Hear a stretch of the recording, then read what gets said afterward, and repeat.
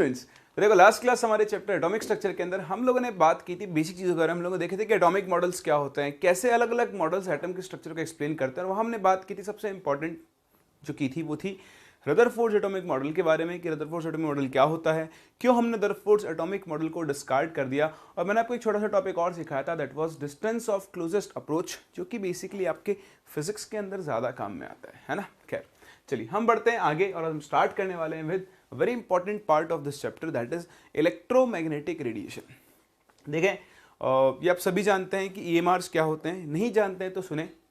कुछ रेडिएशंस ऐसे होते हैं जिनको ट्रैवल करने के लिए मीडियम की ज़रूरत होती है, like sound waves. Sound energy जो है वो मीडियम के बिना ट्रैवल नहीं कर सकती। अगर आपके और मेरे बीच में वैक्यूम है, अभी तो नहीं है लेकिन अगर है, तो मेरी आवाज़ आप तक कभी नहीं पहुंच सकती। तो साउंड को ट्रैवल करने के लिए क्या होती है, मीडियम की ज़रूरत होती है। लेकिन कुछ रेडिएशंस ऐसे भी होते हैं जिनको ट्रैवल करने के लिए मीडियम की ज़रूरत नहीं होती है। तो ऐसे रेडिएशंस, एनर्जी के ऐसे रेडिएशन जिनको ट्रैवल करने के लिए मीडियम की ज़रूरत नहीं होती है, उन्हें हम इलेक्ट्रोमैग्नेटिक रेडिएशंस के नाम से जानते हैं। किसके नाम से जानते हैं? इलेक्ट्रोमैग्नेटिक रेडिएशंस के नाम से। तो आप सबसे पहले तो बात करें कि इलेक्ट्रोमैग्नेटिक रेडिएशंस की प्रॉपर्टी क्या होती है। देखें, हम अगर ईएमआर को डिस्कस करें, बेसिकली हम यहाँ पर लाइट पढ़ने वाले। लाइट, ये जो लाइट आपको आती हुई दिख रही है ना, लाइट का डुअल नेचर होता है, आपने सीखा ही है। ठीक, तो आपको पहले बेसिक क्राइटेरिया बता दूं। हम लाइट का नेचर दो साइंटिस्ट ने अलग अलग तरीके से डिफाइन किया था। एक तो कहा था मैक्सवेल ने, तो अभी हम जो पढ़ने वाले हैं वो मैक्सवेल्स ईएमआर थ्योरी है, और फिर हम बात करेंगे प्लैंक्स की थ्योरी की। तो दोनों का अगर मैं आपको ओवरव्यू दूं, तो मैक्सवेल ने तो लाइट के वेव नेचर को सपोर्ट किया था। उसने कहा था कि लाइट किसकी फॉर्म में ट्रेवल करती है, वेव की फॉर्म में ट्रेवल करती है, जबकि प्लैंक ने इसके पार्टिकल नेचर को सपोर्ट किया था। तो दोनों के ही हम कुछ एक्सट्रैक्ट्स निकालेंगे और फिर दोनों को कंबाइन करके हम ये सीखेंगे कि लाइट का नेचर कई जगह वेव होता है और कई जगह क्या होता है, उसका पार्टिकल नेचर होता है। समझ रहे आप इस बात को? चलिए तो हम स्टार्ट करते हैं विद, सबसे पहले तो ईएमआर क्या होता है। तो देखो, इलेक्ट्रोमैग्नेटिक रेडिएशन ये एक ऐसा रेडिएशन होता है जिसमें दो तरह के फील्ड होते हैं। एक इलेक्ट्रिक फील्ड होता है और साथ में क्या होता है, एक मैग्नेटिक फील्ड होता है। थोड़ा सा आप ध्यान से देखना है यहाँ पे, अगर मैं आपको ये समझाने की कोशिश करूँ ईएमआर, तो मैं छोटा सा डायग्राम बना रहा हूँ। डायग्राम थोड़ा सा आपको अजीब सा लगेगा क्योंकि इसमें मिक्सिंग हो जाती है। मैं कोशिश करूँगा कि मिक्सिंग ना हो, बट स्टिल थोड़ी बहुत तो होती ही है। तो देखो इसमें क्या होता है, ये इस डायरेक्शन में तो हमारी वेव मूव कर रही है, डायरेक्शन ऑफ प्रोपगेशन, ये उस रेडिएशन के मूव करने की डायरेक्शन है। मैक्सवेल ने कहा था, अकॉर्डिंग टू मैक्सवेल, ठीक, ईएमआर, जिसको बेसिकली हम लाइट वेव हमारी ईएमआर के अंदर आती है, ठीक, EMR travels in the form of waves. तो जो आपका ईएमआर है, इलेक्ट्रोमैग्नेटिक रेडिएशन, वो किसकी फॉर्म में ट्रेवल करता है, वेव्स की फॉर्म में ट्रेवल करता है। तो देखो ये इस वेव की डायरेक्शन ऑफ प्रोपगेशन है। इस ईएमआर में दो फील्ड होते हैं, एक होता है इलेक्ट्रिक फील्ड, तो अगर ये एक्स डायरेक्शन है तो ये आपकी वाई डायरेक्शन है, और ये जो डायरेक्शन है ये सपोज अपनी जेड डायरेक्शन है। ठीक, यहां पर आपका मैग्नेटिक फील्ड होगा इस जेड डायरेक्शन के लिए। तो होता क्या है, इलेक्ट्रिक फील्ड का जो कंपोनेंट होता है वैसे वेव की फॉर्म में ट्रेवल करेगा, समझ रहे हो, इससे नीचे जाएगा ऐसे,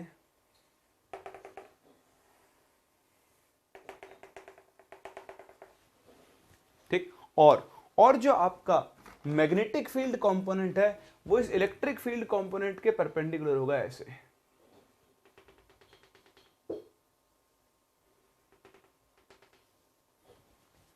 समझ रहे हो? तो देखो इलेक्ट्रिक फील्ड कंपोनेंट ये और मैग्नेटिक फील्ड कंपोनेंट दोनों एक दूसरे के क्या होते हैं, परपेंडिकुलर, और जो डायरेक्शन ऑफ प्रोपगेशन होती है वो इन दोनों के क्या होती है, परपेंडिकुलर। तो बेसिकली ईएमआर में दो तरह के फील्ड होते हैं, एक इलेक्ट्रिक फील्ड होता है, एक मैग्नेटिक फील्ड होता है, और वो कुछ इस तरह से होते हैं, इस तरह से। ये अगर इलेक्ट्रिक फील्ड है तो ये मैग्नेटिक फील्ड होगा, और ये आपकी डायरेक्शन ऑफ प्रोपगेशन होती है। तो बेसिकली यहाँ पर आपको याद बात कुछ नहीं रखना है, देखो समझो और भूल जाओ, ये ईएमआर होता है। इसमें आपको इतना ध्यान रखना है कि electric field, magnetic field and direction of propagation, direction of propagation. These are all are mutually perpendicular. तो ये तीनों ही एक दूसरे के क्या होते हैं, परपेंडिकुलर होते हैं। तो इस चीज का आपको छोटा सा ध्यान रखना है ईएमआर के अंदर। अब देखो, क्योंकि मैक्सवेल ने कहा कि ईएमआर किसकी फॉर्म में ट्रेवल करता है, वेव की फॉर्म में। मैक्सवेल ने ये भी कहा था कि जब ये वेव की फॉर्म में ट्रेवल करता है तो ये कंटिन्यूसली एनर्जी लेकर चलता है, ठीक। तो इसने कंटिन्यूस एनर्जी को मान के किया था।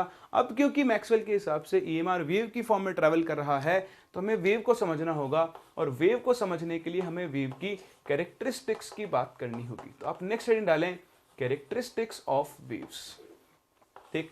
तो किसी भी वेव की जो सबसे पहली और इंपॉर्टेंट कैरेक्टरिस्टिक होती है वो होती है उसकी वेवलेंथ। क्या बोलते हैं हम उसे, वेवलेंथ। तो वेवलेंथ किसके इक्वल होती है, लैम्डा के इक्वल होती है। लैम्डा इसका नोटेशन, इसको हम यूज करते हैं। देखिए वेव, कोई भी वेव आप बचपन से सीखते आए हो, जब भी कोई एक वेव ट्रैवल करती है तो वो ट्रैवल करती है इन द फॉर्म ऑफ क्रेस्ट्स और ट्रॉफ्स, सही है। तो आप कोई भी दो कॉन्जिक्यूटिव क्रेस्ट या फिर कोई भी दो कॉन्जिक्यूटिव ट्रॉफ्स, इनके बीच की डिस्टेंस निकाल लो, उसी डिस्टेंस को हम लोग क्या बोलते हैं, वेवलेंथ बोलते हैं। मैं आपको बताऊं, आप एक क्रेस्ट पकड़ लो तो इसको हम एक वेव बोलेंगे, एक ट्रॉ पकड़ लो तो इसको हम एक वेव बोलते हैं। तो कोई भी दो कॉन्जिक्यूटिव क्रेस्ट या फिर कोई भी दो कॉन्जिक्यूटिव ट्रॉ के बीच की जो डिस्टेंस होती है उसी को हम वेव की क्या बोलते हैं, वेवलेंथ। तो पहली चीज बस क्या होगा कि distance between any two consecutive क्रेस्ट्स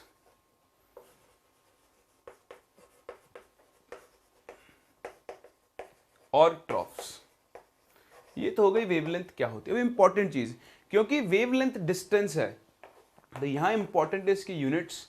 इसकी जो एसआई यूनिट होती है वो तो होती है मीटर, लेकिन एटॉमिक स्ट्रक्चर में आप इसकी बहुत सारी यूनिट्स यूज करते हो, जिनमें एक इंपॉर्टेंट यूनिट है एंगस्ट्रॉम, जिसको आप A0 से डिनोट करते हो।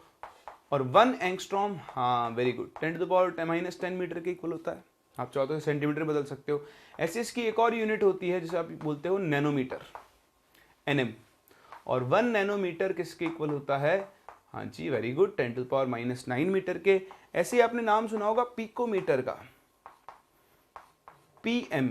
और जो 1 पिकोमीटर होता है वो 10⁻⁻12 मीटर के इक्वल होता है। ऐसी एक और यूनिट होती है फेम्टोमीटर, फेम्टो, जिसे आप FM से डिनोट करते हो। और 1 FM जो होता है वो 10⁻⁻15 मीटर के आसपास होता है, ठीक। आसपास का एग्जैक्टली यही होता है।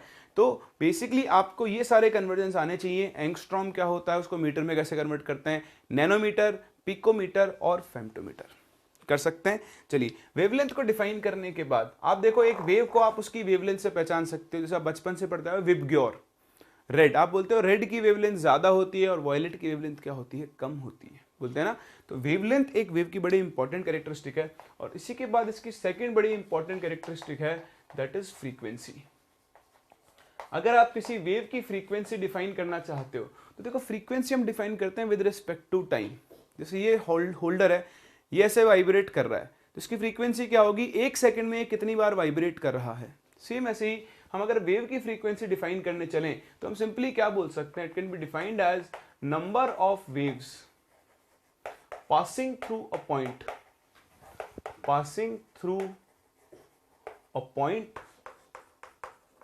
पर सेकेंड। 1 सेकंड में एक पॉइंट से कितनी वेव्स पास हो रही हैं, उसी को हम लोग क्या बोल सकते हैं, उस वेव की फ्रीक्वेंसी बोल सकते हैं। तो आप ये ध्यान रखें, अगर हम EMR की बात कर रहे हैं तो ये आप जानते हैं, नहीं जानते हैं तो ध्यान रखें, EMR वैक्यूम में, कहां पर, वैक्यूम में लाइट की स्पीड से मूव करते हैं, इसलिए हम इनके लिए न्यू इक्वल टू क्या लिख कर चलते हैं, C/λ। हाँ, मैंने वैक्यूम में क्यों बोला मैं आपको भी आगे बताऊंगा, बट हाल फिलहाल आप ध्यान रखें, अगर आप इलेक्ट्रोमैग्नेटिक रेडिएशन यानी आप लाइट की बात कर रहे हो तो ऑब्वियसली लाइट तो लाइट की स्पीड से ही मूव करेगी, तो इसके लिए न्यू इक्वल टू C/λ होता है। लेकिन अगर आपके पास EMR नहीं है, कोई अदर वेव्स हैं, तो उन अदर वेव्स के लिए न्यू का फॉर्मूला क्या बन जाएगा, velocity of wave upon lambda. ये कर सकते हैं।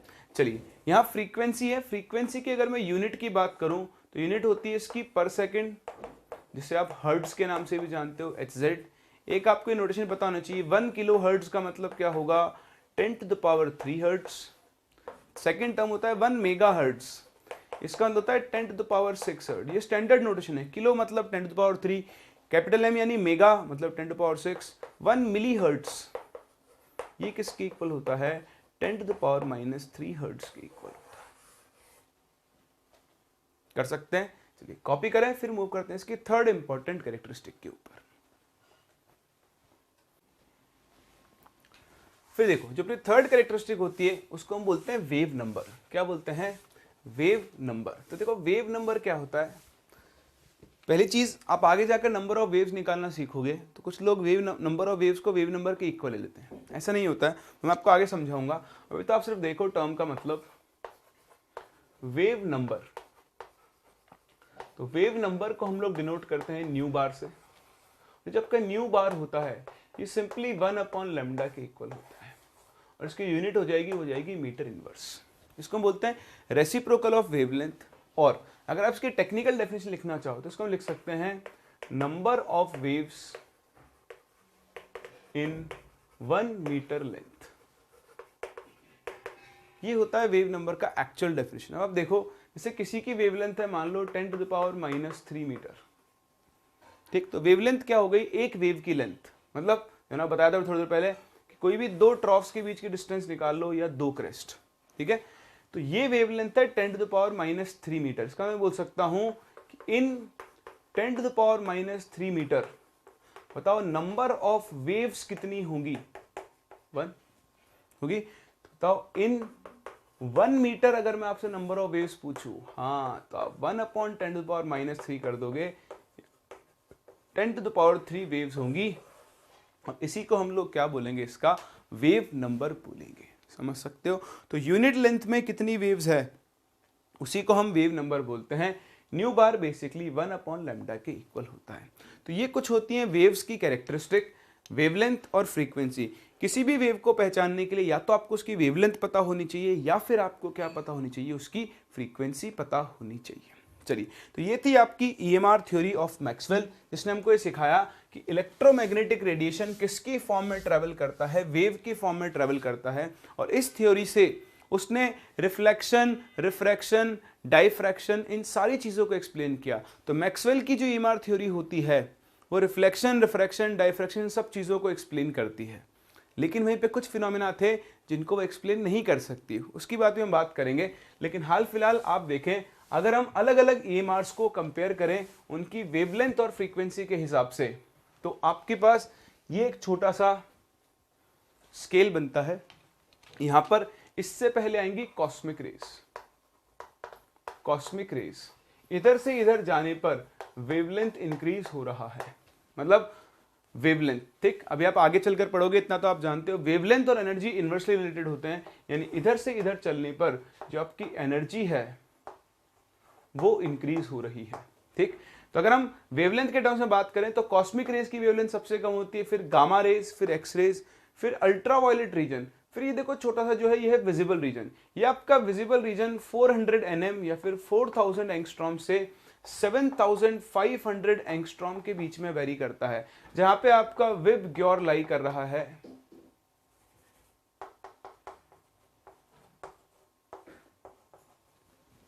ठीक, तो 4000 एंगस्ट्रॉम से 7500 एंगस्ट्रॉम के बीच में आपका ये विजिबल रीजन है, जहां हम देख सकते हैं। हमें जितने भी चीजें दिखाई देती हैं वो सिर्फ और सिर्फ कौन से रीजन में होती है, विजिबल रीजन में।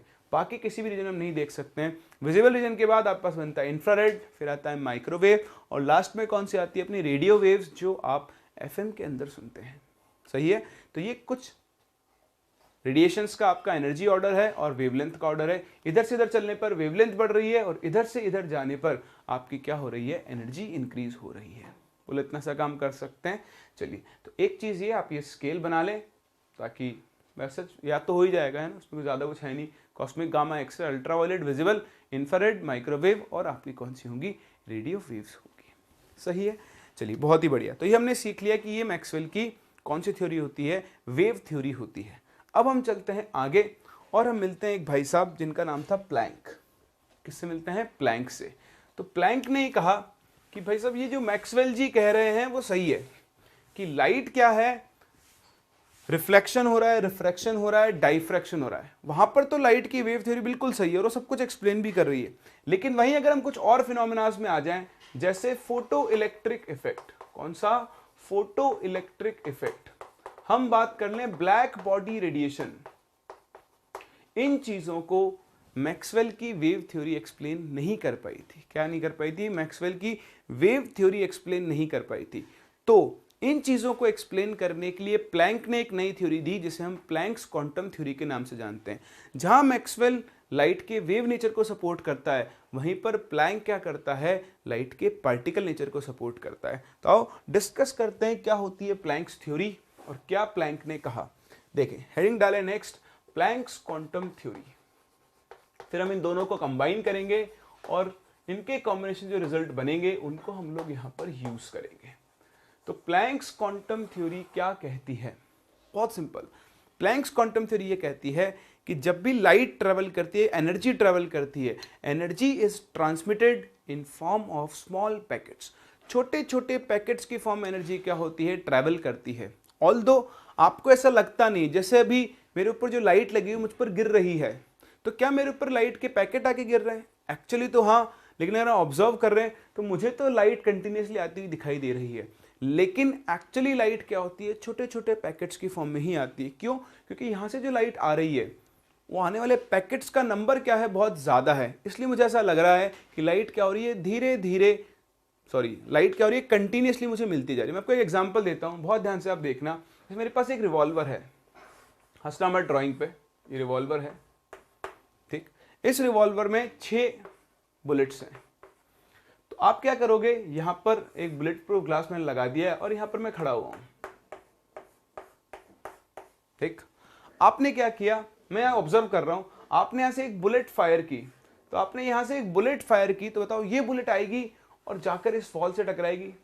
ग्लास अच्छी क्वालिटी का है तो मतलब ये मुझे हिट नहीं करेगी ना, बुलेट प्रूफ ग्लास है। तो हुआ क्या, मैं अगर ऑब्जर्व करूं, वहां से एक बुलेट आई, इस बुलेट को मैं एनर्जी का एक पैकेट बोल सकता हूं। तो ये बुलेट कुछ सर्टेन अमाउंट ऑफ एनर्जी लेकर चल रही है और जब ये इस वॉल से टकराएगी अपनी सारी एनर्जी इस वॉल को ट्रांसफर कर देगी। सेम ऐसे ही हम दूसरी बुलेट को फायर करेंगे, फिर एक और पैकेट आएगा, तीसरा एक और पैकेट, चौथा एक और पैकेट, इस तरह से टोटल 6 पैकेट ऑफ एनर्जी मेरे पास आ जाएंगे। बताओ एनर्जी मुझे कंटिन्यूसली मिल रही है, डिसकंटिन्यूसली मिल रही है? डिसकंटिन्यूसली मिल रही है ना। चलिए अब इसको हम क्या करते हैं, रिप्लेस कर देते हैं एक ऑटोमेटेड राइफल से। ये एक बहुत ही आधुनिक मतलब मॉडर्न राइफल है और ये 1 सेकंड में 200 राउंड फायर करती है, 200 राउंड्स पर सेकंड। मतलब एक बार ट्रिगर दबाओ और भूल जाओ सामने कौन है। एक ट्रिगर दबाया, यहां से एक साथ आपकी लगातार धड़ाधड़ धड़ाधड़ धड़ाधड़ कितनी बुलेट्स आएंगी, 200 बुलेट्स आएंगी। मैं यहां खड़ा हूं, मेरे पास लगातार आगे कितनी बुलेट्स गिर रही होंगी, 200 बुलेट्स। बताओ इस टाइम पर मुझे लगेगा कैसा कि एनर्जी क्या आ रही है, कंटिन्यूसली। कितनी आ रही, कंटिन्यूसली। लेकिन एक्चुअली तो एनर्जी अब भी कैसे आ रही है, डिसकंटिन्यूसली। वही बुलेट, वही पैकेट उस एनर्जी को क्या हो रहा है, लेकर चला है। आप सोचो 200 में ही मुझे कंटिन्यूस दिख गया, तो जो मेरे सिर के ऊपर लाइट गिर रही है इसमें तो 10 टू द पावर 23 इतने सारे पैकेट्स 1 सेकंड में आके गिर रहे हैं। तो आपको फील ही नहीं हो सकता है कि ये एनर्जी आपको डिसकंटिन्यूसली मिल रही है। लेकिन एक्चुअल फंडा तो यही है कि आपको एनर्जी कैसे मिल रही होगी, कंटिन्यूसली, डिसकंटिन्यूसली ही मिल रही होगी।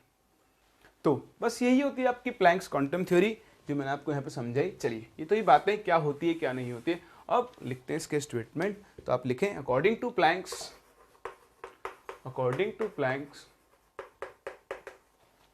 Energy is transmitted in form of small packets और यूनिट्स। लाइक जैसे वो एक बुलेट थी तो वो एक स्मॉल पैकेट था और इन पैकेट्स को हम लोग क्या बोलते हैं, कॉल्ड क्वांटा। किसके नाम से जानते हैं, क्वांटा के नाम से जानते हैं, ठीक है।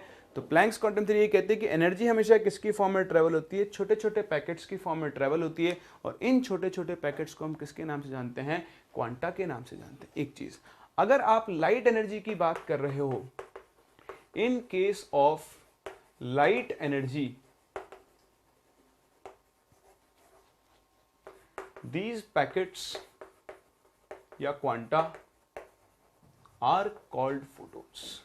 ठीक, तो लाइट की प्रेजेंस में, सॉरी लाइट एनर्जी के केस में हम इन छोटे छोटे पैकेट्स को क्या बोलते हैं, क्वांटा। मतलब लाइट का जो एक पैकेट आ रहा है एनर्जी का, वो एक फोटोन कहलाता है। चलिए, अब फोटोन की बात आ गई है, तो आप फोटोन के बारे में कुछ इंपॉर्टेंट चीजें देख लें जो आपको पता होनी चाहिए, बस पता होनी चाहिए, इनके पीछे मत पढ़ना। मैं आपको बताऊं, जब मैं पढ़ता था, खुद पढ़ता था, तब क्या होता था ना, हमारे टीचर हमें बोलते थे कुछ फोटोन्स के बारे में कि बताओ फोटोन्स का रेस्ट मास होता है नहीं होता है, तुम ढूंढ के लाना, फोटोन्स दिखता कैसा होगा। तो हम क्या करते थे, उसी के चक्कर में घूमते थे। और फोटोन, हमारे दिमाग में कन्फ्यूजन क्रिएट हो गया था कि ये फोटोन होता क्या है, दिखता कैसा है। अब उसके चक्कर में मतलब मैंने सब कुछ वो छोड़ ही दिया जो मेरे काम की चीज़ थी, कि एक्चुअली मुझे फोटोन से करवाना क्या है। जैसे कई साइंटिस्ट प्रवृत्ति के आपको टीचर भी मिल जाएंगे जो आपको फोटोन की कहानी सुनाते रहेंगे, भाड़ में जाने दो। आपको सिर्फ ये पता होना चाहिए कि फोटोन का मतलब क्या है। तो फोटोन का मतलब क्या है, एनर्जी का आने वाला एक छोटा सा पैकेट। वो कैसा दिखता है, वो शाहरुख खान दिखता है या सलमान खान की तरह दिखता है, मुझे उससे कोई मतलब नहीं है। इस रिसर्च के पीछे प्लीज ना भागें, आपका टाइम वेस्ट होगा। फोकस करें काम की चीजों पर। ठीक, तो मैं कैरेक्टरिस्टिक बता रहा हूं, देखें, समझें और जाने दें। मेन चीज फोटोन एनर्जी लेकर आता है, कितनी लेकर आता है ये हमको यहाँ पर कैलकुलेट करनी होती है। तो इस चीज का आप जरूर ध्यान रखें। कैरेक्टरिस्टिक की अगर मैं बात करूं तो एक फोटोन, फोटोन क्योंकि लाइट का पैकेट है तो it travels with speed of light. तो photon travels with speed of light in vacuum. तो वैक्यूम में ये किसकी स्पीड से ट्रेवल करता है, लाइट की स्पीड से ट्रेवल करता है। Second, the frequency, the speed and wavelength of photon, this changes in a medium, but its frequency and energy remains same। हाँ जी, आपने भी सीखा न्यू इक्वल टू होता है C अपॉन लैम्डा। तो जब आपका फोटोन वैक्यूम में है तब तो वो लाइट की स्पीड से मूव करेगा, लेकिन जैसे ही वो किसी मीडियम में एंटर करेगा तो उसकी स्पीड बदलेगी, उसकी वेवलेंथ भी बदलेगी, लेकिन दोनों का चेंज एक दूसरे को बैलेंस करता है। इसकी फ्रीक्वेंसी और इसकी एनर्जी हमेशा क्या बनी रहती है, सेम बनी रहती है। ठीक, तीसरी चीज क्या है फोटोन के बारे में, कि the rest mass of a photon is 0। Rest mass का मतलब देखो, वैसे तो फोटोन कभी रेस्ट पर आता ही नहीं है, वो हमेशा चलता रहता है। लेकिन अगर एक फोटोन रेस्ट पर आ गया तो उसका मास हम कितना लेकर चलेंगे, 0। ये कैसे हो सकता है, हाँ ये होता है, ये आइंस्टाइन्स थ्योरी ऑफ रिलेटिविटी होती है, जो कि उनको बताती है कि किसी भी सब मूविंग पार्टिकल का जो मास होता है वो 1 minus v square upon c square upon c square के इक्वल होता है। यहाँ पर v उस पार्टिकल की स्पीड है और c लाइट की स्पीड के बराबर है। ठीक, तो जब फोटोन रेस्ट पर आ जाएगा तो देखो उसकी वेलोसिटी 0 हो जाएगी। ठीक है, वेलोसिटी 0 हो गई तो ये वैल्यू क्या होगी, मतलब ये टर्म 0 हो जाएगा आपके पास। 0 होते ही क्या होगा, m की वैल्यू m0 के इक्वल हो जाएगी, और m0 होता है उसका रेस्ट मास। क्या होता है उसका रेस्ट मास हो जाता है। ठीक है, तो ये इक्वेशन से, आई थिंक मैं कुछ उल्टा सीधा बोल गया,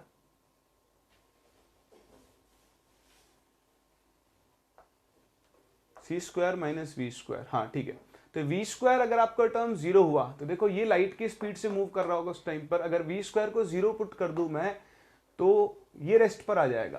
तो m की वैल्यू किसके इक्वल हो जाएगी, m0 के।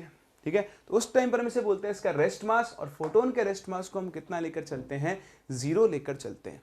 वहीं अगर ये लाइट की स्पीड से मूव कर रहा है तो c से c कैंसिल हो गया, मतलब ये 1 माइनस 1 0 इनफाइनाइट, तब उसका मास क्या होगा, इन्फिनिटी की तरफ जा रहा होगा। ऑल्दो वो पॉसिबल नहीं है क्योंकि दुनिया में कोई भी पार्टिकल लाइट की स्पीड से मूव नहीं कर सकता है, लेकिन समझने की बात यह है कि इसका जो मास है, जब इसकी स्पीड 0 है तो इसका मास 0 है, जब इसकी स्पीड बढ़ती जा रही है तो इसका मास भी क्या होता जा रहा है, बढ़ता जा रहा है। इसका मतलब इस फोटोन का जो मास है, मास, तो mass of photon depends on its speed,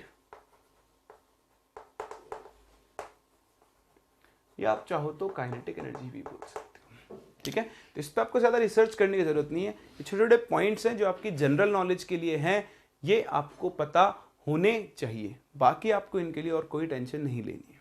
समझ गए इस चीज को? चलिए, तो ये थी प्लैंक्स क्वांटम थ्योरी और ये थी कैरेक्टरिस्टिक्स ऑफ फोटोन। अब हम बात करें, प्लैंक ने एक बड़ी काम की चीज हमको बताई। उसने बोला, उसने डिस्कस किया एनर्जी ऑफ फोटोन को, कि जो हम पैकेट बोल रहे हैं इस पैकेट की एनर्जी कैसे निकाली जाए। तो उसने कहा कि देखो, ये आपके पास कोई एक सोर्स है, ये एक लाइट बल्ब हो सकता है, ये कुछ भी हो सकता है। इस सोर्स से क्या हो रहा है, रेडिएशन आ रहा है, ईएमआर। तो मैक्सवेल ने बताया कि सोर्स से जो रेडिएशन आ रहा है उसकी कुछ ना कुछ वेवलेंथ होगी, कुछ ना कुछ फ्रीक्वेंसी होगी। तो फोटोन ने यहाँ पर एक चीज कही, सॉरी फोटोन ने नहीं, प्लैंक ने यहाँ पर एक चीज कही कि जब फोटोन ट्रैवल करता है, फोटोन जब ट्रैवल करता है तो वो किस नेचर को फॉलो करता है, वेव नेचर को। और जब फोटोन किसी सरफेस पर स्ट्राइक करता है तो फिर क्या होता है, उसका नेचर पार्टिकल हो जाता है और वो उस सरफेस को क्या करता है, टकराकर एनर्जी अपनी ट्रांसफर कर देता है। तो प्लैंक ने क्या किया, किसी सोर्स से आने वाले इस रेडिएशन की वेवलेंथ को या फ्रीक्वेंसी को इस फोटोन की एनर्जी से रिलेट किया। उसने बोला कि जो एनर्जी होती है किसी भी फोटोन की, it is directly proportional to the frequency of radiation coming from a source. इस सोर्स से जिस फ्रीक्वेंसी से रेडिएशन आ रहा होगा उसी के डायरेक्टली प्रोपोर्शनल इसकी एनर्जी होगी। बताओ, अगर हम प्रोपोर्शनलिटी साइन हटाएंगे तो यहां पर क्या आएगा, एक कांस्टेंट से हम बोलते हैं h, E is equals to h nu. ये हो गई आपके पास एनर्जी ऑफ अ फोटोन का रिलेशन। तो इस फोटोन की जो एनर्जी है वो किस पर डिपेंड कर रही है कि कहां से आपका फोटोन आ रहा है। जैसे मेरे ऊपर जो लाइट लगी है, ट्यूबलाइट लगी हुई है, उस ट्यूबलाइट से जो फोटोन आ रहा है उसकी एनर्जी किस पर डिपेंड करेगी, उस सोर्स के रेडिएशन की फ्रीक्वेंसी पर या फिर उसकी वेवलेंथ पर। आप जानते हैं न्यू इज इक्वल्स टू होता है सी अपॉन लेमडा, तो हम ई इज इक्वल्स टू क्या लगा सकते हैं, एच सी अपॉन लेमडा। सही बात है। ये तो ही एक फोटोन के बारे में। अगर आपके पास एक से ज्यादा फोटोन्स हैं तो if there are n photons,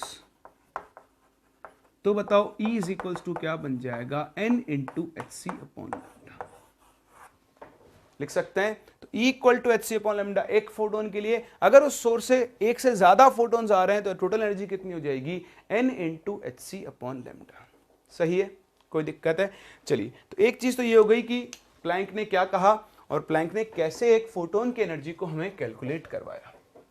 एक काम करो, चलो पहले एक और छोटी चीज डिस्कस कर लेते हैं, फिर आप सब कुछ एक साथ ही कॉपी कर लेना। आई होप आपने ये तो लिख लिया होगा, है ना? तो ये लिख लिया, तो इतनी सी जगह खाली कर रहा हूं। अब क्या होगा, हम न्यूमेरिकल्स पे जस्ट आने ही वाले हैं। तो न्यूमेरिकल्स करने से पहले आपको एक यूनिट्स सीखनी है। देखो, हम एनर्जी की बात कर रहे हैं, तो यूनिट्स ऑफ एनर्जी जो होती है, तो स्टैंडर्ड जो ऐसा यूनिट है वो तो है जूल, पर हम यहाँ पे एक यूनिट और यूज करते हैं, इलेक्ट्रॉन वोल्ट, 1 eV। ठीक, तो E मैं आपको बता चुका हूं, E हम यहाँ पर चार्ज ऑफ इलेक्ट्रॉन को बोलते हैं। तो 1 इलेक्ट्रॉन वोल्ट को अगर जूल में बदलना है तो कुछ भी मत करो, बस चार्ज ऑफ इलेक्ट्रॉन की वैल्यू रख दो यहाँ पर। तो 1 इलेक्ट्रॉन वोल्ट कितना होता है, 1.6 इंटू 10⁻⁻19 जूल होता है। अच्छा, ये जो आपका प्लैंक्स कांस्टेंट होता है H, इसकी वैल्यू तो आपको पता ही है, 6.634 भी लिखते हैं, 62 भी लिखते हैं, इंटू 10⁻34 जूल्स इंटू सेकेंड होती है। C आपकी स्पीड ऑफ लाइट है जिसकी वैल्यू 3 इंटू 10⁸ मीटर पर सेकेंड होती है। तो आप ध्यान दें, एनर्जी कैलकुलेट करने के लिए आपको हर बार H और C की वैल्यू को यहां पर रखना होगा। सही बात है ना? तो हम बार बार रखें, इससे अच्छा इस वैल्यू को हम कैलकुलेट करके रख लें। तो हमने क्या किया है, HC की दो वैल्यूज हमें यहां पर याद रखनी होंगी, which are very very important. HC की एक वैल्यू तो होती है 1240 इलेक्ट्रॉन वोल्ट इंटू एनएम, और एक वैल्यू होती है 12400 इलेक्ट्रॉन वोल्ट इंटू एंगस्ट्रॉम। समझ में आ रहा है आपको? HC की एक वैल्यू तो होती है 1240 इलेक्ट्रॉन वोल्ट इंटू एनएम, और एक वैल्यू होती है 12400 इलेक्ट्रॉन वोल्ट इंटू एंगस्ट्रॉम।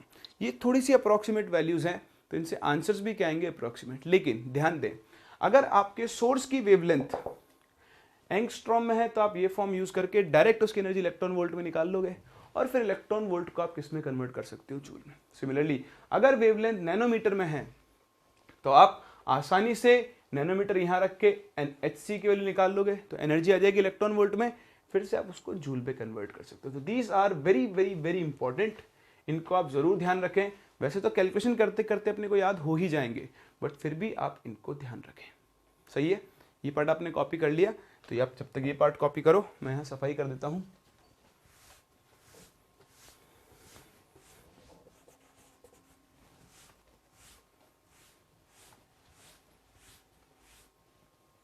हो गया, अब ये पार्ट भी कॉपी कर लो, फिर हम शुरू करते हैं क्वेश्चंस के साथ।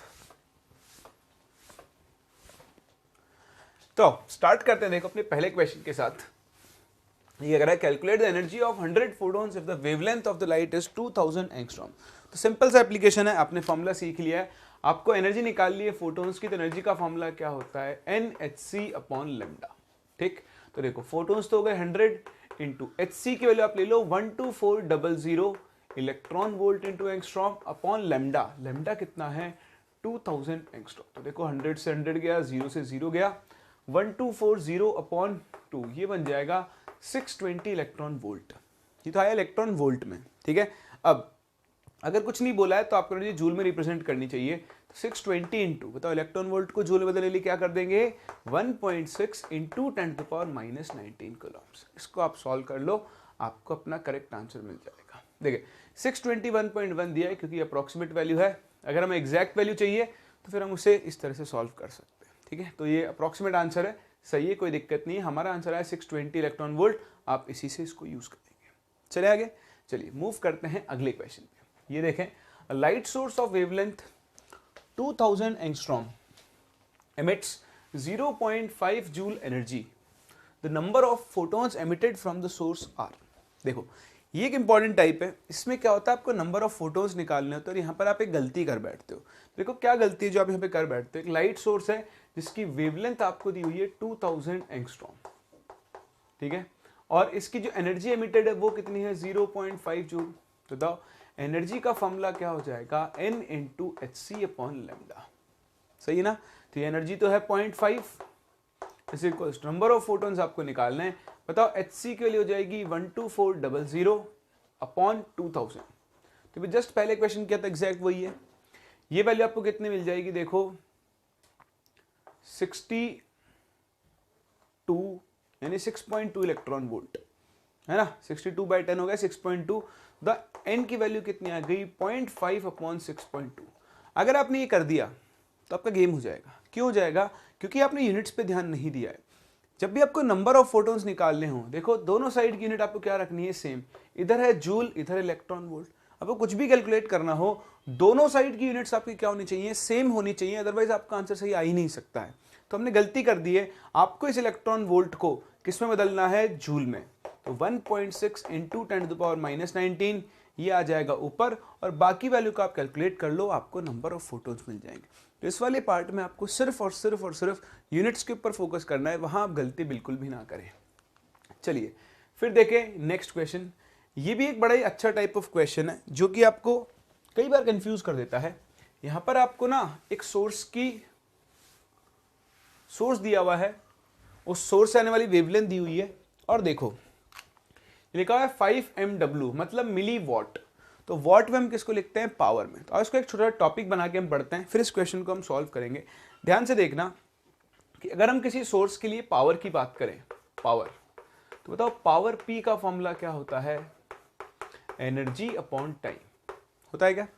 और आपने भी देखा कि अगर किसी सोर्स की पावर P है और उससे कोई वेवलेंथ आ रही है, तो उससे जो एनर्जी आ रही होगी उसका फॉर्मूला क्या बन जाएगा, N into HC upon lambda. तो मैं इसको N/T into HC by lambda लिख दूं। देखो ये क्या है, N क्या होता है, नंबर ऑफ फोटॉन्स। क्या होता है, नंबर ऑफ फोटॉन्स। और T क्या होता है, टाइम। सही है ना, तो इस चीज को हम लोग क्या बोल सकते हैं, N/T को, this is number of photons emitted per unit time बोल दो या पर सेकंड बोल दो, एक ही बात है। और जो भी चीज हम पर यूनिट टाइम लिखते हैं एक्चुअली में उसको क्या बोल देते हैं, रेट। तो ये हो जाएगी rate of emission of photons. तो कभी कभी आपसे ये पूछ लेगा कि भाई एक सोर्स है, बताओ इस सोर्स से rate of emission of photon क्या होगी। तो पावर आपको दी हुई है, देखो आप यहां से N/T की वैल्यू कैलकुलेट कर सकते हो ना। तो इसी के ऊपर बेस्ड है अपना एक क्वेश्चन छोटा सा, how many photons are emitted per second. मतलब आपसे rate of emission of photon पूछा है, तो आप क्या लिखोगे पावर, तो पावर कितनी दी है 5 मिली वोल्ट, वॉट है 10⁻⁻, ध्यान देना वॉट पावर की ऐसा यूनिट होती है, ठीक है ना, मतलब आपको सबको, आप इधर जो एनर्जी लिखोगे उसको आपको जूल्स में लिखना होगा। N/T आपको कैलकुलेट करना है, Hc की वैल्यू हो गई 1240 इलेक्ट्रॉन वोल्ट Nm अपॉन 620, ये इलेक्ट्रॉन वोल्ट में आएगा, इसे आप बदल दो जूल में और यहां से आप अपना आंसर कैलकुलेट कर सकते हो। बोलो समझ में आ रहा है, कर सकते हैं। तो ये एक और टाइप है जो आपसे प्लैंक्स क्वांटम थ्योरी के ऊपर पूछा जा सकता है। आगे बढ़े, चलिए मूव करते हैं अगले टाइप ऑफ क्वेश्चन, आप सॉल्व कर लेना, आपको अपना आंसर इसके अप्रॉक्सीमेटली मिल जाएगा। चलिए ये देखें, ये क्वेश्चन जो लैंग्वेज में थोड़ा बड़ा है, लेकिन जितना बड़ा है उतना ही आसान है, कुछ भी नहीं है, आपको ऐसे ही घुमाने की कोशिश की गई। सुनना, the eyes of a certain member of the reptile family pass a visual signal to the brain, ठीक है, when the visual receptors are struck by photons of wavelength 850, तो कह रहा है कि आपका जो भी रेप्टाइल है उसके विजुअल रिसेप्टर्स के ऊपर 850 nm की वेवलेंथ आकर गिरी, ठीक है, और इस सिग्नल को ट्रिप करने के लिए आपको टोटल एनर्जी कितनी चाहिए 3.15 इंटू 10⁻⁻14 जूल, यानी इस वेवलेंथ से आपको इतनी एनर्जी जनरेट करनी है। तो बताओ what is the minimum number of photons that must strike, तो भाई जो आपको मिनिमम एनर्जी चाहिए उसको आप किसके इक्वल कर दो n into h c upon lambda, तो 1240 electron volt into nm upon 850। अब ये इलेक्ट्रॉन वोल्ट है तो इसे बदल दो जूल में, 1.6 इंटू 10⁻⁻19, और आप यहां से n की वैल्यू कैलकुलेट कर सकते हैं, कैलकुलेट कर लेना, आपको अपना ये आंसर मिल जाएगा, ठीक है। देखो ये अप्रॉक्सीमेट आंसर, अगर आपको एग्जैक्ट आंसर चाहिए तो h की वैल्यू रखना, c की वैल्यू रखना और फिर आप अपना एग्जैक्ट आंसर निकाल सकते हो, लेकिन अपना काम चल जाएगा, अप्रॉक्सीमेट वैल्यूज आएंगी, बहुत बड़ा डिफरेंस आपको यहाँ पर नहीं मिलने वाला है। तो ये है यूज प्लैंक्स क्वांटम थ्योरी के अलग अलग लैंग्वेज बनाकर आपसे इस पे अलग अलग कैटेगरी के क्वेश्चंस पूछे जा सकते हैं। ऐसी एक और कैटेगरी बनती है that is called photo dissociation, क्या बोलते हैं उसे, फोटो डिसोसिएशन। तो ये प्रोसेस भी आप समझें, इसके ऊपर बेस्ड क्वेश्चंस भी आपको यहाँ पर मिल सकते हैं। तो इसे में हम एक छोटा सा टॉपिक और कवर कर लेते हैं, फोटो डिसोसिएशन। देखें क्या होता है फोटो डिसोसिएशन, बहुत ही आसान सी चीज है, नाम से पता लग रहा है, फोटो मतलब लाइट, ठीक, तो फोटो स्टैंड्स फॉर लाइट और डिसीजन स्टैंड्स फॉर ब्रेकिंग, ठीक। तो अगर आप किसी सब्सटेंस के बॉन्ड्स को लाइट एनर्जी यूज करके ब्रेक कर रहे हो तो उस प्रोसेस को हम क्या बोलते हैं, फोटो डिसोसिएशन बोलते हैं। तो breaking of chemical bonds, breaking of chemical bonds using light energy, उसी प्रोसेस को हम क्या बोलते हैं, फोटो डिसोसिएशन बोलते हैं। एक चीज थोड़ा यहां पे आपको यूनिट्स के ऊपर फोकस करना होगा, वहां पर आप मिस्टेक कर सकते हैं, तो बहुत ही ध्यान से देखें। जैसे मान लो मेरे पास ये एक बॉन्ड है ए बी के बीच में, ठीक, तो किसी भी बॉन्ड को ब्रेक करने के लिए जो एनर्जी रिक्वायर्ड होती है उसे हम बोलते हैं बॉन्ड एनर्जी। क्या बोलते हैं, बॉन्ड एनर्जी, हम इस चीज को बोलते हैं, सही है। अब आप देखो बॉन्ड एनर्जी हम कैसे डिफाइन करते हैं, तो बॉन्ड एनर्जी हमेशा डिफाइंड होती है 1 मोल के लिए, is always defined for 1 mole. कहने का मतलब इसको हम ऐसे डिफाइन करेंगे, bond energy will be the energy required, क्योंकि आपने भी पढ़ी नहीं होगी, energy required to break 1 mole of a particular type of bond.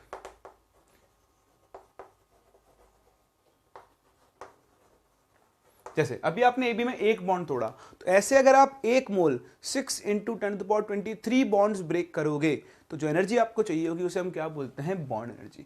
तो इंपॉर्टेंट चीज यह है कि बॉन्ड एनर्जी हमेशा पर मोल के लिए डिफाइंड होती है। आप इसकी यूनिट भी देखोगे ना तो वो आपको जनरली जूल पर मोल या फिर किलो जूल पर मोल ही लिखी हुई मिलेगी, ठीक। तो इससे एक बहुत ही इंपॉर्टेंट चीज आपको सीखनी होती है, क्वेश्चन में आपको ये देखना होता है कि आप एक बॉन्ड ब्रेक कर रहे हो या फिर 1 मोल बॉन्ड ब्रेक कर रहे हो, उसको भी हम क्वेश्चंस के थ्रू समझ लेंगे। बट हाल फिलहाल इस बॉन्ड को तोड़ने के लिए जो भी एनर्जी चाहिए बताओ वो आपको किससे मिलेगी, फोटोन से, ठीक है। तो हम क्या बोलेंगे कि the energy required to break the bond will be supplied from the energy of incident light, जिस लाइट को आप इसके ऊपर गिरा रहे हो। ठीक, बेसिकली क्या है, बॉन्ड एनर्जी और लाइट की एनर्जी को आपको इक्वेट करना है। अब डिपेंड करता है आपको कितने बॉन्ड ब्रेक करने हैं। ध्यान देना, जैसे मैंने बोला कि बॉन्ड की बॉन्ड एनर्जी है x, तो यूनिट क्या होगी, x किलो जूल पर मोल। तो बहुत ही ध्यान से समझें, x किलो जूल पर मोल का मतलब क्या है, that is energy required to break 1 mole. 1 mole का मतलब कितने बॉन्ड्स हो गए, Na bonds, is x kilo joule per, sorry x kilo joule. ठीक है ना, 1 मोल बॉन्ड तोड़ने की एनर्जी कितनी चाहिए, x किलो जूल। अगर मैं आपसे बोलूं 1 बॉन्ड तोड़ना है, तो आप देखो energy required to break 1 bond, तो बताओ 1 मोल यानी Na बॉन्ड्स को तोड़ने के लिए अगर x किलो जूल एनर्जी चाहिए, तो 1 बॉन्ड के लिए कितनी चाहिए होगी, हाँ very good, x upon Na kilo joule. तो ये डिफरेंस है। अगर मैं आपसे 1 बॉन्ड तोड़ने को कहूं, तो आपको बॉन्ड एनर्जी को Na से डिवाइड करना होगा। अगर मैं आपसे 1 मोल बॉन्ड तोड़ने को कहूं, तो फिर आपको डायरेक्ट अपनी वैल्यू x यूज करनी है। ठीक, तो अगर आप 1 मोल बॉन्ड तोड़ रहे हो, तो हम क्या बोलेंगे, ये x kilo joule should be equal to n into HC upon lambda. और अगर आप 1 बॉन्ड ब्रेक कर रहे हो, तो देखो 1 बॉन्ड तोड़ने के लिए तो आपको एक ही फोटोन चाहिए होगा। ये ध्यान रखना, एक फोटोन एक ही बॉन्ड ब्रेक कर सकता है। आप चाहो तो इसको पॉइंट बना लिखना, 1 photon can only break 1 bond. एक फोटोन कभी भी एक से ज्यादा बॉन्ड ब्रेक नहीं कर पाएगा, क्योंकि फोटोन बॉन्ड कैसे ब्रेक करता है, इस बॉन्ड के ऊपर स्ट्राइक करके। तो एक फोटोन स्ट्राइक करेगा, अगर इसकी एनर्जी सफिशिएंट है तो इस बॉन्ड को तोड़ देगा, वरना से नहीं तोड़ पाएगा। अगर आपको 1 मोल बॉन्ड तोड़ने हैं, तो आपको नंबर ऑफ फोटोन्स भी कितने चाहिए होंगे, 1 मोल। अब ये होता है कि आपने सारे फोटोन यूज किए, वो सारे के सारे उस बॉन्ड को तोड़ पाए जरूरी नहीं है, तो नंबर चेंज हो जाता है। बट अभी ध्यान रखें, एक फोटोन से एक ही बॉन्ड ब्रेक कर सकते हो आप, एक फोटोन से 2 या 2 से ज्यादा बॉन्ड ब्रेक नहीं कर पाओगे। तो जब आपको एक बॉन्ड ब्रेक करना है, तो जो फोटोन आपको यूज करना होगा उसकी एनर्जी Hc अपॉन लैम्डा की इक्वल। तो आप नंबर ऑफ फोटोन निकाल सकते हो, या फिर आप यहां से क्या कर सकते हो, इंसिडेंट लाइट की वेवलेंथ को भी कैलकुलेट कर सकते हो। समझ रहे इस बात को? चलिए तो एक बार आप इसे कॉपी करें, फिर हम इसके ऊपर क्वेश्चन के थ्रू समझते हैं कि मैं आपसे यहां पर क्या कहना चाह रहा हूं। चलिए तो शुरू करते हैं क्वेश्चन के साथ। देखें, calculate the wavelength of the photon of light required to break a CL-Cl bond. अब क्वेश्चन की लैंग्वेज से दिख जाएगा, बोल रहा है wavelength of photon required to break a CL-Cl bond. एक CL-Cl बॉन्ड ब्रेक करना है, और उसने एक ही फोटोन की वेवलेंथ भी आपसे पूछी है। तो देखो, पहली चीज, आपको जो बॉन्ड एनर्जी दी हुई है 1 मोल के लिए, तो बताओ एनर्जी रिक्वायर्ड कितनी होगी, 1.204 किलो जूल अपॉन Na होगा। बस हो गया question solve. This should be equal to क्या होना चाहिए, Hc अपॉन लैम्डा। ठीक है, अब देखो आपको यहां पर ना एक कन्वर्जन सिखाता हूं मैं। वैसे तो भी आपको क्या करना है, वैल्यूज रखनी है 1.204 इंटू 10⁻³ जूल, n की वैल्यू हो गई 6.023 इंटू 10⁻23, h हो गया 6.62 इंटू 10⁻⁻34, और c की वैल्यू कितनी हो जाएगी, 3 इंटू 10⁸ अपॉन लैम्डा। यहां से हम लैम्डा यानी वेवलेंथ की वैल्यू कैलकुलेट कर सकते हैं। एक तरीका तो ये है। दूसरा तरीका क्या है, देखो एक कन्वर्जन में आपको सिखाता हूं, ये आप याद रखना। 1 इलेक्ट्रॉन वोल्ट जो होता है, 1 इलेक्ट्रॉन वोल्ट वो कितना होता है, अप्रोक्सीमेटली 96 किलो जूल पर मोल के हिसाब से होता है। ठीक है, तो आप इसका फायदा उठाओ। देखो आपको बॉन्ड एनर्जी दी हुई है 1 मोल बॉन्ड्स की, कितनी है, 1.204 किलो जूल पर मोल। ठीक, तो अगर आप इसको कन्वर्ट करो, तो आप क्या कर सकते हो, 1.204 अपॉन 96, ये वैल्यू आपको मिल जाएगी इलेक्ट्रॉन वोल्ट में। और फिर आप इसको इक्वेट कर दो Hc अपॉन लैम्डा के। तो Hc की वैल्यू कितनी हो गई, 12400 इलेक्ट्रॉन वोल्ट इंटू एंगस्ट्रॉम। देख रहे हो ना, यहां से आप लैम्डा की वैल्यू कैलकुलेट कर लो, आपको अपना डायरेक्ट आंसर मिल जाएगा। तो कैसे करोगे आप, लैम्डा के लिए आ जाएगी 12400 इंटू 96 अपॉन 1.204, और ये वैल्यू आपको डायरेक्टली किसके अंदर मिल जाएगी, एंगस्ट्रॉम के अंदर मिल जाएगी। तो दोनों ही तरीके आपके सामने हैं, आप किसी भी एक तरीके को यूज़ कर सकते हो और वहाँ से आप इस फोटोन की एनर्जी को कैलकुलेट कर सकते हो। तो ये कन्वर्जन आप ध्यान रख लेना कि 1 इलेक्ट्रॉन वोल्ट पर एटम बोलते हैं हम इसको, जो होगा वो 96 किलो जूल पर मोल के इक्वल होगा। सही है। इसको कैसे कन्वर्ट करते हैं मैं बता देता हूँ। देखो एनर्जी एक एटम के लिए एनर्जी कितनी है 1 electron volt, that is 1.6 into 10⁻⁻19 joule. तो अगर एक एटम के लिए इतनी है तो बताओ एक मोल के लिए कितनी होगी। तो एक एटम या एक मॉलिक्यूल अगर आप लिखोगे पर एटम पर मॉलिक्यूल तो वो 96 किलो जूल पर मोल के बराबर होगी। तो आप देखो एक मोल बॉन्ड को तोड़ने के लिए चाहिए 1.204 किलो जूल पर मोल। तो अगर हम इसको पर एटम में कन्वर्ट करें तो डिवाइड करोगे 96 से तो ये आ जाएगा इलेक्ट्रॉन वोल्ट पर मॉलिक्यूल, है ना, क्योंकि एक Cl2 मॉलिक्यूल है। बस उसको आप hc/λ के इक्वल कर दो, आपको अपना करेक्ट आंसर मिल जाएगा। सही है। चलिए ऐसे ही मूव करते हैं अपने अगले क्वेश्चन पे। सेम क्वेश्चन है, बस मैंने थोड़ा चेंज कर दिया है लैंग्वेज को। ये क्या कह रहा है, calculate the number of photons of light required to dissociate 1 mole Cl2 into Cl atoms. तब आपको 1 मोल Cl2 को ब्रेक करना है। तो देखो अगर आपको 1 मोल Cl2 को ब्रेक करना है तो जो एनर्जी रिक्वायर्ड होगी वो इस बार 1.204 किलो जूल होगी, और इसका काम एक फोटोन से नहीं होगा, तो n इंटू hc/λ। सॉल्व कर लो। लैम्डा दिया है, लैम्डा देना भूल गया इसमें, तो आप लैम्डा की एक वैल्यू लेना। मान लो मैं आपको 2000 एंगस्ट्रॉम दे रहा हूं, ठीक है ना, गलती से दिया नहीं है इसके अंदर, तो आप ले लो वैल्यू। लैम्डा की वैल्यू पता है, hc पता है, यहां से आप नंबर ऑफ फोटोन्स कैलकुलेट कर सकते हो। तो बस इनके क्वेश्चन को करते टाइम ये ध्यान रखना कि वो आपसे एक Cl बॉन्ड ब्रेक करवा रहा है या फिर वो आपसे 1 मोल Cl बॉन्ड ब्रेक करवा रहा है। कर सकते हैं।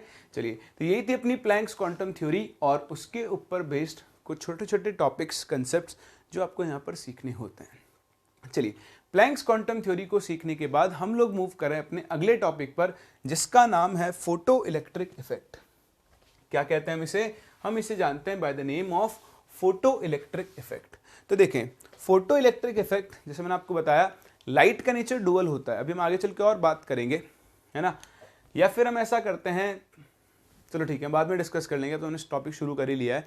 फोटो इलेक्ट्रिक इफेक्ट क्या होता है, लाइट के डुअल नेचर के ऊपर काम करता है। जैसे आपने सीखा मैक्सवेल ने लाइट का वेव नेचर बताया था, लेकिन जो आपका प्लैंक था उसने लाइट का क्या किया था, पार्टिकल नेचर बताया था। उसने कहा था कि आप रिफ्रैक्शन देखो, रिफ्लेक्शन देखो, डिफ्रैक्शन देखो, वहां पर तो लाइट किसकी तरह काम करती है, वेव की तरह। लेकिन वहीं पर अगर आप फोटो इलेक्ट्रिक इफेक्ट देखो, ब्लैक बॉडी रेडिएशन देखो, तो ये दो फिनोमिना ऐसे हैं जो कि लाइट के कौन से नेचर को एक्सप्लेन करते हैं, पार्टिकल नेचर को एक्सप्लेन करते हैं। तो अभी ध्यान रखना, फोटो इलेक्ट्रिक इफेक्ट सबसे पहली चीज इट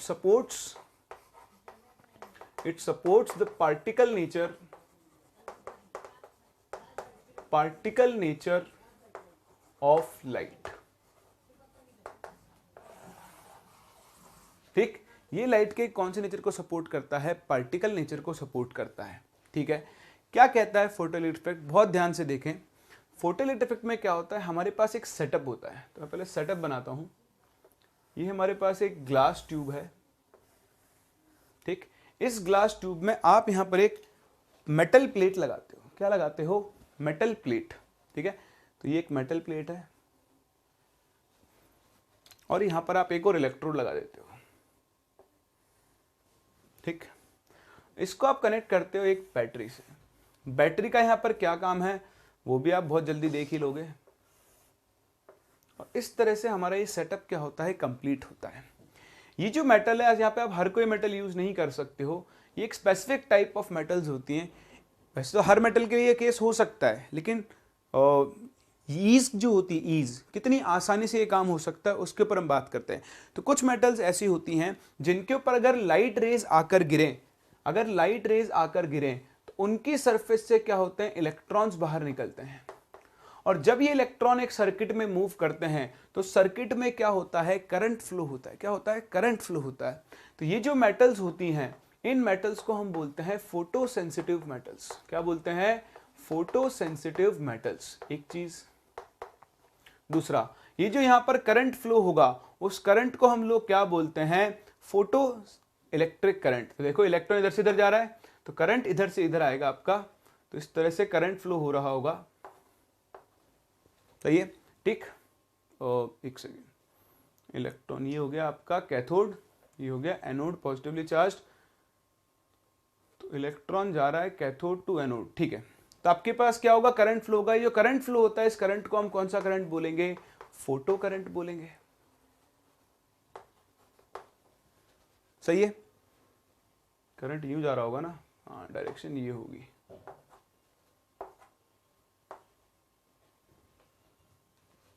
ठीक है, उल्टे हुए डायरेक्शन, तो इसको हम फोटो करंट बोलते हैं। और ये जो इफेक्ट आपने देखा, इसी इफेक्ट को हम क्या बोलते हैं, फोटो इलेक्ट्रिक इफेक्ट बोलते हैं। तो सबसे पहले तो आप यहां पर कुछ स्टेटमेंट्स लिखें।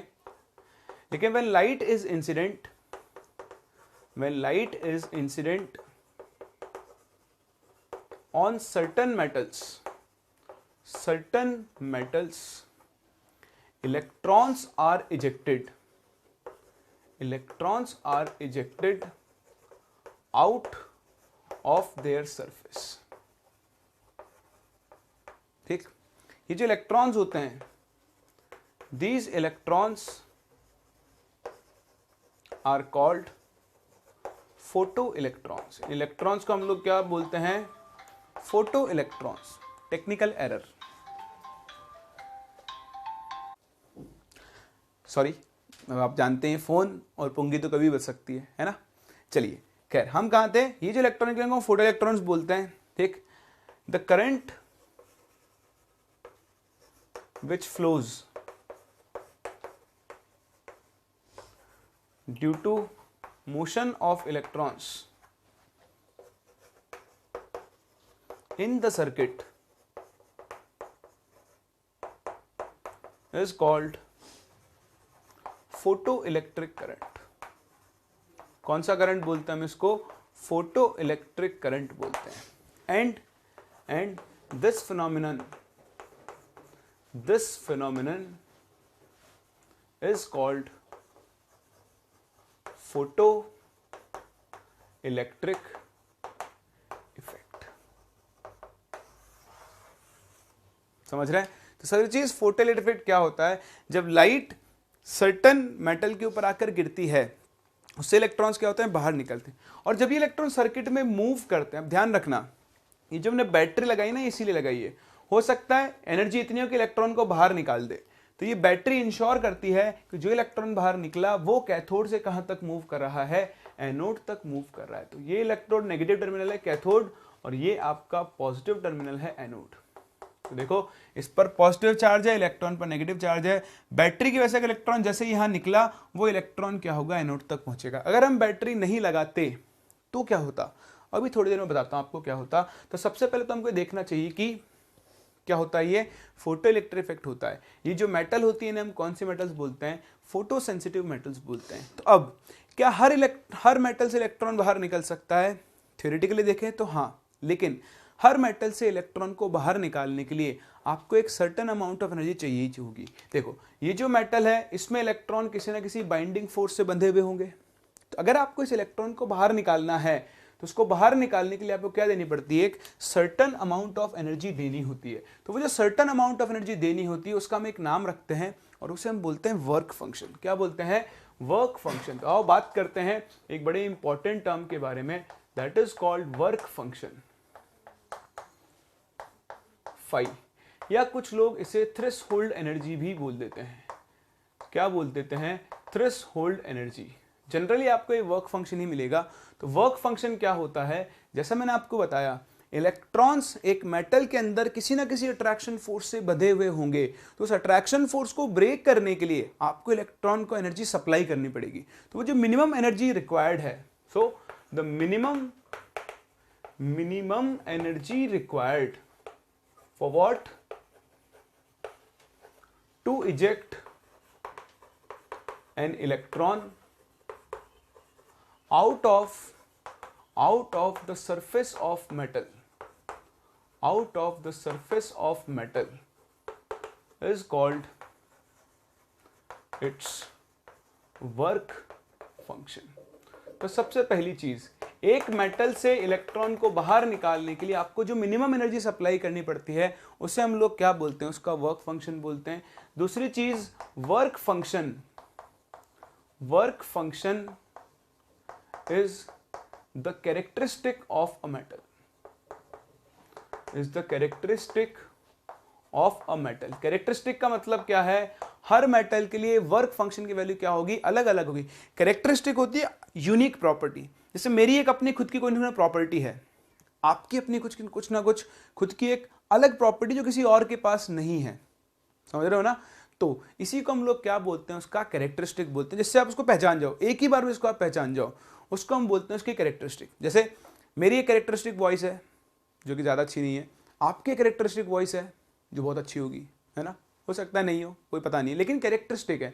आप अलग अलग लोगों की आवाज़ से उनको पहचान लेते हैं ना, तो इसको हम कैरेक्टरिस्टिक बोलते हैं। हर मेटल की अपनी एक कैरेक्टरिस्टिक वर्क फंक्शन होगी। दो मेटल्स का वर्क फंक्शन जनरली क्या होता है, अलग अलग होता है, कुछ एक के लिए सेम हो सकता है लेकिन इन जनरल क्या होता है, अलग अलग होता है। ऐसे ही हम एक और देखो, अब ये जो वर्क फंक्शन है ये इलेक्ट्रॉन को बाहर निकालने के लिए एनर्जी है। बताओ ये एनर्जी आएगी कहाँ से, हाँ लाइट से। तो क्या होगा, ये लाइट की जो वेव है यहाँ जाके इंसिडेंट होगी, वो इस इलेक्ट्रॉन को यहाँ से क्या करेगी, बाहर निकालेगी। तो इस लाइट के पास भी तो मिनिमम एनर्जी होनी चाहिए। तो जो लाइट के पास मिनिमम एनर्जी होती है उसको हम या तो थ्रेशोल्ड एनर्जी बोल सकते हैं, या फिर हम उसे एक और टर्म से डिफाइन करते हैं, थ्रेशोल्ड वेवलेंथ। थ्रेशोल्ड वेवलेंथ, तो ये थ्रेशोल्ड वेवलेंथ को हम न्यू नॉट से डिनोट करते हैं, और इसको हम क्या बोलेंगे, it would be the minimum frequency, sorry threshold frequency लिखें, वेवलेंथ लिख दिया मैंने, थ्रेशोल्ड फ्रीक्वेंसी, वेवलेंथ भी लिखेंगे अभी। तो threshold frequency new not, the threshold frequency क्या होगी, the minimum frequency of incident light required to eject electron out of the surface of metal, ठीक है, मेरे साथ साथ लिख लें आप, is called its threshold frequency। समझ गए। तो इंसिडेंट लाइट की वो मिनिमम फ्रीक्वेंसी कि जिसके नीचे अगर फ्रीक्वेंसी उससे कम हुई तो इलेक्ट्रॉन बाहर निकलेगा ही नहीं। फ्रीक्वेंसी लाइट की उसके बराबर या फिर क्या होनी चाहिए, उससे ज़्यादा ही होनी चाहिए। तो वो मिनिमम वैल्यू जिससे ज़्यादा फ्रीक्वेंसी पर इलेक्ट्रॉन बाहर निकलेगा उसे हम थ्रेशोल्ड फ्रीक्वेंसी बोलते हैं। तो देखो ये थ्रेशोल्ड एनर्जी, ये थ्रेशोल्ड फ्रीक्वेंसी, सेम ऐसे ही मैं एक और टर्म डिफाइन कर सकता हूँ, that is called threshold wavelength. क्या बोल सकते हैं हम लोग, थ्रेशोल्ड वेवलेंथ।